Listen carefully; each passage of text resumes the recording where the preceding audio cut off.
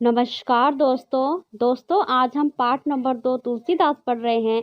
देखिए दोस्तों, तुलसीदास का जन्म संवत 1589 में और मृत्यु संवत 1680 में हुई थी। तुलसीदास का जन्म उत्तर प्रदेश के बांदा जिले के राजापुर गांव में संवत 1589 के लगभग माना जाता है। इनके पिता का नाम आत्माराम था, जो एक सरयू पारीण ब्राह्मण थे। इनकी माता का नाम हुलसी था।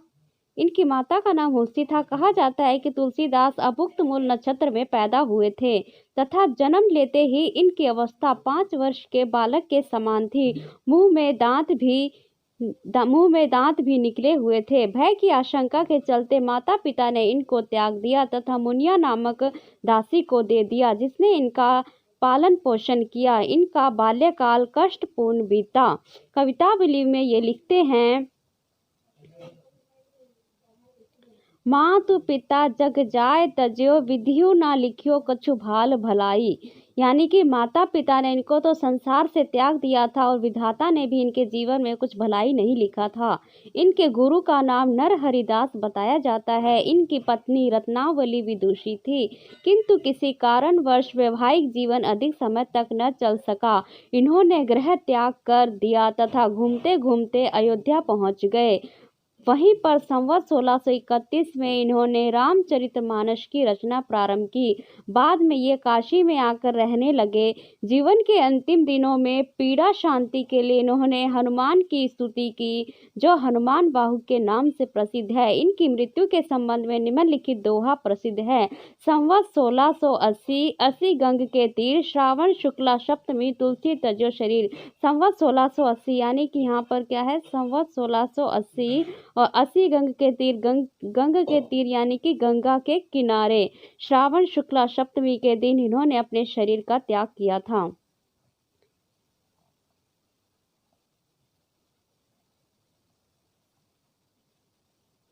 इन्होंने राम के अनन्य भक्त के रूप में दास्य भाव अपनाते हुए अनेक काव्य ग्रंथों की रचना की, जिनमें से निम्नलिखित प्राप्त हैं: रामचरितमानस, विनय पत्रिका, दोहावली, गीतावली, कवितावली, रामाज्ञा प्रश्न, वैरवे रामायण, जानकी मंगल, पार्वती मंगल, रामलला नहशु, वैराग्य संदीपनी और श्री कृष्ण गीतावली। तुलसीदास आदर्शवादी कवि थे। इन्होंने आदर्श चरित्रों का सृजन कर हमें अपने दैनिक जीवन में उनके अनुकरण का संदेश दिया है। ये अवधी और ब्रज भाषा दोनों के पंडित थे, यानी ये दोनों भाषा के पंडित थे, अवधी के भी और ब्रज भाषा के भी। दोनों भाषाओं का शुद्ध और परिमार्जित रूप इन्होंने अपनाया है। अब देखो, आपसे इसमें क्या क्या प्रश्न पूछा जा सकता है। तुलसीदास के परिचय में से आपसे क्या प्रश्न पूछा जाएगा वो देखिए।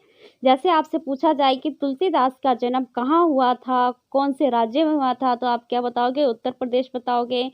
और पूछा जाए कि तुलसीदास का जन्म कौन से जिले में हुआ था, तो बांदा जिले। कौन से गांव में हुआ था, तो राजापुर गांव में। कब हुआ था, तो 1589 के लगभग। और पूछा जाए कि तुलसीदास के पिता का नाम क्या है, तो आप क्या बताओगे, आत्माराम।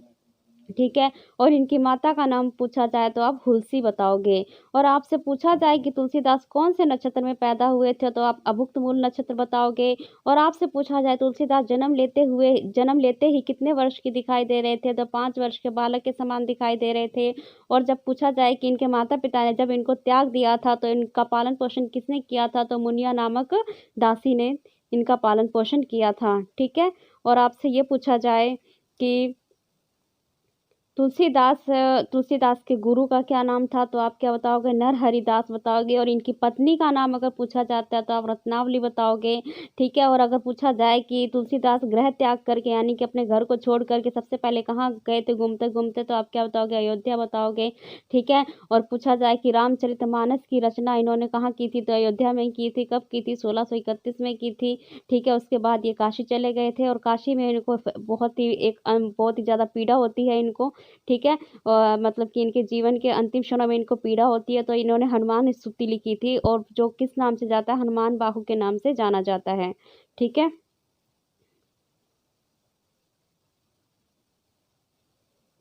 और पूछा जाए कि तुलसीदास राम की किस भक्त के रूप में, दास्य भाव के रूप में इनकी पूजा करते थे। और इनके ग्रंथ के बारे में अगर पूछा जाए कि इनके ग्रंथ जो तुलसीदास ने जो ग्रंथ लिखे थे वो ग्रंथ कौन कौन से हैं, तो आप बताओगे रामचरितमानस, विनय पत्रिका, दोहावली, गीतावली, कवितावली, रामाज्ञा प्रश्न, वैरवे रामायण, जानकी मंगल, पार्वती मंगल, रामलला, नहशू, वैराग्य संदीपनी और श्री कृष्ण गीतावली। ठीक है। और अगर पूछा जाए कि तुलसीदास कौन सी भाषाएं जानते थे, कौन सी भाषाओं के महान पंडित थे, तो आप बताओगे अवधी और ब्रज भाषा के। ठीक है। अब देखो हम इस पाठ के अंदर जो बताया गया उस पाठ परिचय के बारे में पढ़ते हैं। देखो, लक्ष्मण परशुराम संवाद रामचरितमानस के बाल कांड से उद्धृत है। यानी कि जो लक्ष्मण परशुराम संवाद है ये रामचरितमानस के बाल कांड से लिया गया है। धनुर्यज्ञ के पश्चात मुनि परशुराम शिव धनुष भंग का समाचार पाकर क्रोध में तमतमाते हुए वहां आते हैं, किंतु राम की विनयशीलता और विश्वामित्र के समझाने पर राम के शक्ति परीक्षण के बाद उनका क्रोध शांत होता है। परंतु इसी बीच लक्ष्मण और परशुराम के बीच व्यंग्योक्तियों से, देखो क्या होता है आगे, व्यंग्योक्तियों से युक्त जो संवाद हुआ उस प्रसंग को यहाँ प्रस्तुत किया गया है। परशुराम के क्रोध से भरे वचनों का उत्तर लक्ष्मण व्यंग्य वचनों से देते हैं। लक्ष्मण जहाँ विवाद वत्सल हैं, वहीं श्री राम नीतिज्ञ और सौजन्य के प्रतिमान के रूप में प्रकट होते हैं। विश्वामित्र संतुलन बिंदु हैं, वे चरम क्रोध की दशा में परशुराम के आवेग को प्रशमित करते हैं। परशुराम का क्रोध भय से अधिक हास्य का आलंबन बन गया है। अब देखो हम ये लक्ष्मण परशुराम संवाद पढ़ रहे हैं, तो ये लक्ष्मण परशुराम संवाद में उस समय का वर्णन है जब राम और सीता जी का स्वयंवर हो रहा था, और जब राम धनुष पर प्रत्यंचा चढ़ाते हैं तो जब धनुष टूट जाता है तो उसी समय पर वहाँ परशुराम आते हैं। परशुराम को समाचार मिलता है और वो भागते हुए वहाँ आते हैं जनक की सभा में और कहते हैं कि शिव के धनुष को किसने तोड़ा है। तो श्री राम बहुत ही विनय भाव में जो कहते हैं वही यहाँ पर वर्णन किया गया है। देखो, नाथ शंभु धनु भंजनी हारा होई केहू एक दास तुम्हारा। नाथ का मतलब है स्वामी और शंभु धनु का मतलब है शिव का धनुष, भंजनी हारा का मतलब है तोड़ने वाला, होई का मतलब है होगा, क्यों मतलब कोई एक दास तुम्हारा। कहते हैं हे नाथ, हे स्वामी, शिव के धनुष को तोड़ने वाला कोई आपका ही एक दास होगा। आगे श्री राम जी क्या कहते हैं, आयसु कह कहिए किन मोही। आप, आयसु मतलब है यहाँ पर आज्ञा, आज्ञा दीजिए आप मुझसे क्या कहना चाहते हैं। मोही का मतलब है मुझसे, आज्ञा दीजिए आप मुझसे क्या कहना चाहते हैं। सुनी रिसाए बोले मुनि को ही। और ऐसा सुनकर परशुराम जी बहुत क्रोधित हो जाते हैं और क्रोधित होकर क्या कहते हैं, सेवकु सो जो करे सेवकाई। सेवकु मतलब सेवक, सो मतलब वह जो करे सेवकाई, सेवकाई मतलब सेवा का काम। कहते हैं सेवक तो वह होता है जो सेवा का काम करता है। अरि करनी करी करिए लड़ाई, शत्रुता का काम करना तो लड़ाई करने जैसा काम है। अरि करनी, अरि मतलब यहाँ पर शत्रुता, करनी मतलब काम, ठीक है। लड़ाई, लड़ाई मतलब यहाँ पर लड़ाई करने जैसा, यानी शत्रुता का काम करना तो लड़ाई करने जैसा है। आगे परशुराम कहते हैं सुनहु राम जही शिव धनु तोड़ा, यानी हे राम सुनो जिसने शिव के धनुष को तोड़ा है। यहाँ तोड़ा का मतलब है तोड़ा। हे राम सुनो जिसने शिव के धनुष को तोड़ा है। सहस्त्र बाहु समसो रिपु मोरा, वह सहस्त्र बाहु के समान मेरा, रिपु मतलब कि शत्रु है, मोरा मतलब मेरा, और रिपु का मतलब है यहाँ पर शत्रु। वह सहस्त्र बाहु के समान मेरा शत्रु है। सो बिलगाओ बिहाई समाजा, नैत्य मारे जही सब राजा। आगे परशुराम जी कहते हैं कि वह इस समाज से अलग हो जाए। नैत्य मारे जही सब राजा, नहीं तो सभी राजा मारे जाएंगे। यहाँ बिलगाओ का मतलब है अलग होना, बिहाई समाजा यानी बैठे हुए समाज से अलग हो जाए। नैत्य मारे जही, जही का मतलब है जाएंगे, नहीं तो सभी राजा मारे जाएंगे। सुनी मुनि वचन लखन मुस्काने, यानी मुनि के वचन, यहाँ मुनि किसके लिए आया है, परशुराम के लिए। किसके लिए आया है, परशुराम के लिए आया है। यानी कि परशुराम के वचनों को सुन करके लखन यानी कि लक्ष्मण जो हैं वो मुस्कुराने लग जाते हैं। बोले परशु धरई अपमाने, और वह परशुराम का अपमान करते हुए कहते हैं कि आपने परछा तो, ये परछा तो यूं ही धारण कर रखा है। बहु धनुई तोरी लड़िकाई। बहु मतलब बहुत सारे, धनुई मतलब छोटे धनुष, तोरी मतलब तोड़े, लड़िकाई मतलब बचपन में, यानी बचपन में तो हमने बहुत सारे धनुष तोड़े। कभऊ न असी रीस किन्हीं गोसाई। कभऊ मतलब कभी नहीं, असी मतलब इस प्रकार, रीस मतलब क्रोधित हुए, और गोसाई मतलब स्वामी। हे स्वामी, उस टाइम तो आप इस तरह कभी भी क्रोधित नहीं हुए। यही धनु पर ममता के ही हेतु। यही मतलब इस धनु मतलब धनुष पर, ममता मतलब प्रेम के ही हेतु मतलब किस कारण से आपको इसी धनुष पर इतना ममता क्यों है, इतना प्रेम क्यों है। सुनी रिसाए कह भृगुकुल केतु। और लक्ष्मण के वचनों को सुन करके भृगुकुल के केतु यानी कि परशुराम बहुत ही क्रोधित हो जाते हैं, और क्या कहते हैं देखो। रे नृप बालक काल बस बोलत तो ही ना संभार। धनुई सम त्रिपुरारी धनु विदित सकल संसार। कहते हैं कि रे नृप बालक, नृप मतलब राजा, हे राजा का बालक, तू काल वश यानी मृत्यु के वश में होकर बोल रहा है। बोलत तो ही ना संभार, और बोलते हुए तुझे ये नहीं पता है कि तू क्या बोल रहा है। तुझे खुद को ही होश नहीं है कि तुझे क्या बोलना चाहिए, क्या नहीं बोलना चाहिए। धनुई सम त्रिपुरारी धनु विदित सकल संसार। और यह कोई साधारण धनुष नहीं है, यह उमापति शिव का धनुष है, और इसके बारे में पूरा संसार जानता है। लखन कहा हसी हमरे जाना, सुनहु देव सब धनुष समाना। लक्ष्मण जी कहते हैं कि हंस कर के लक्ष्मण जी कहते हैं कि हमने जाना, हमें यह पता है, सुनहु देव सब धनुष समाना, सब धनुष समान होते हैं। वो कहते हैं कि हमारी जानकारी में तो सभी धनुष समान होते हैं। का क्षति लाभ जून धनु तोरे, देखा राम नयन के भोरे। का मतलब यहाँ पर क्या, क्षति मतलब कि नुकसान, लाभ मतलब लाभ, जून मतलब कि पुराना, धनु मतलब धनुष तोड़े यानी कि पुराने धनुष को तोड़ने से हमें क्या लाभ और क्षति होगी। देखा राम नयन के भोरे। राम ने तो, नयन यहाँ पर नया के लिए आया है कि राम ने तो इस धनुष को नया समझ करके देखा था। और छुवत टूटी रघुपति न दोषु, और यह धनुष छूते ही टूट गया। इसमें रघुपति यानी कि श्री राम का कोई दोष नहीं है। मुनि बिनु काज करिए कत कोशु।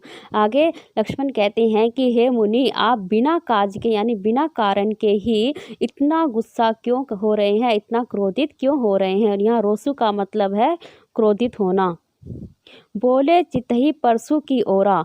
तो परशुराम जी, चितई मतलब है देखकर, परसु मतलब परसे की ओर, यानी कि जो परशुराम हैं वो परसे की ओर देख करके कहते हैं, रे शट सुनहि स्वभाव न मोरा। शट मतलब मूर्ख, यहाँ सुनो मतलब सुना नहीं, स्वभाव मतलब स्वभाव, न मोरा मतलब मेरा, कि तूने मेरे स्वभाव के बारे में नहीं सुना है।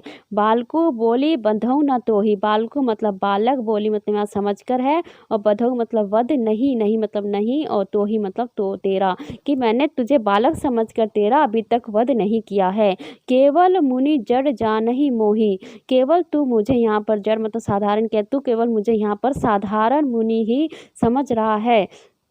मोही मतलब मुझे, और जान नहीं मतलब जानना, यानी कि समझ रहा है। बाल ब्रह्मचारी अति कोही। आगे परशुराम जी अपने स्वभाव के बारे में बताते हुए कहते हैं कि मैं बाल ब्रह्मचारी से ही बहुत ज़्यादा क्रोधित हूँ। कोही मतलब क्रोधित, बहुत ही क्रोधित स्वभाव का हूँ। विश्व विदित क्षत्रिय कुल द्रोही। और यह विश्व मतलब कि पूरा संसार, विदित मतलब जानता है, क्षत्रिय कुल द्रोही, क्षत्रिय कुल का द्रोही मतलब कि दुश्मन हूँ, कि मैं, यह पूरा संसार जानता है कि मैं इस क्षत्रिय कुल का दुश्मन हूँ, द्रोही हूँ। भुजबल भूमि भूप बिनु कुइनी। मैंने अपनी भुजाओं के बल पर, भूमि मतलब भूमि को, भूप मतलब राजाओं से, बिनु मतलब बिना, कीन्ही मतलब किया, तो मैंने अपनी भुजाओं के बल पर इस भूमि को राजाओं से विहीन कर दिया। विपुल बार मही देवन दीनी। और मैंने विपुल बार मतलब अनेकों बार, मही देवन मतलब कि ब्राह्मणों को दिया, मतलब इस भूमि को अनेकों बार राजाओं से विहीन करके इस भूमि को ब्राह्मणों को दे दिया। मही देवन का मतलब है यहाँ पर ब्राह्मण, इसमें देवन का मतलब है ब्राह्मण। सहस्त्र बाहु भुज छेदनहारा। और मेरे स्पर्श ने सहस्त्र बाहु की भुजाओं को छेद दिया, यानी कि काट दिया। परशु बिलो को महिप को मारा। आगे कहते हैं कि हे महिप कुमारा, यहाँ पर है राजा का पुत्र, हे राजा के पुत्र, मेरे स्पर्श को देखो। मातु पिता जनि सोच बस करसी महिष किशोर, गर्भे के अर्भक दलन परशु मोर अति घोर।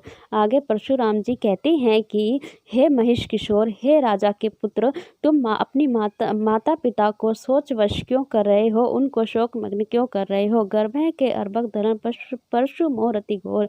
मेरा यह परसा इतना भयंकर है कि मेरे फरसे के बारे में सुन करके शत्रुओं की स्त्रियों के गर्भ में पल रहे बच्चे वहीं पर नष्ट हो जाते हैं।